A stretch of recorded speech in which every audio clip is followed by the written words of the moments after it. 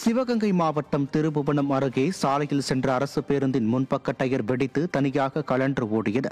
ராமேஸ்வரத்தில் இருந்து மதுரை நோக்கி வந்த அரசு பேருந்து ஒன்று திருபுவனம் அருகே தட்டான்குளம் வந்தபோது பேருந்தின் முன்பக்க டயர் வெடித்து தனியாக கழன்று ஓடியது.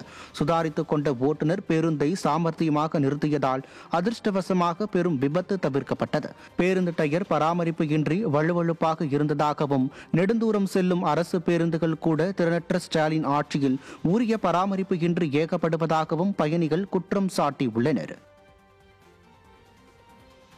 கடலூர் மாவட்டம் சிதம்பரம் அருகே அதிமுக ஆட்சியில் செய்யப்பட்ட குடிமராமத்து பணிகளை தொடர்ந்து மேற்கொள்ளாத விடிய அரசால் பாதிக்கப்பட்ட விவசாயிகள் வடிகால் வாய்க்காலை தூர்வார வலியுறுத்தியுள்ளனர்.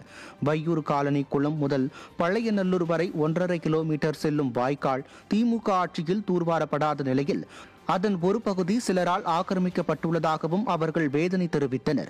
இதனால் வாய்க்காலில் வழிந்தோட வேண்டிய தண்ணீர் 150க்கும் மேற்பட்ட ஏக்கர் விளைநிலங்களில் தேங்கி நின்று விவசாயம் பாதிக்கப்பட்டுள்ளதாகவும் இதுகுறித்து பலமுறை புகார் அளித்தும் விடிய அரசின் பொதுப்பணித்துறை நடவடிக்கை எடுக்கவில்லை எனவும் விவசாயிகள் குற்றம் சாட்டினர்.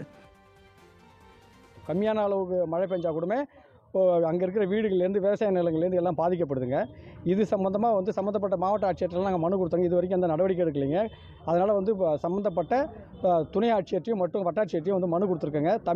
தமிழ்நாடு அரசு எங்கள் வையூர் கிராம பொதுமக்களோட நலன் கருதி வையூர் காலனி குளம் முதல் அகரநல்லூர் வரையிலான வடிகால் வாய்க்காலில் உள்ள ஆக்கிரமிப்புகளை அகற்றி எங்களுக்கு தூர்வாரி தர நடவடிக்கை எடுக்குமாறு தாழ்மையுடன் கேட்டுக்கொள்கிறேன்.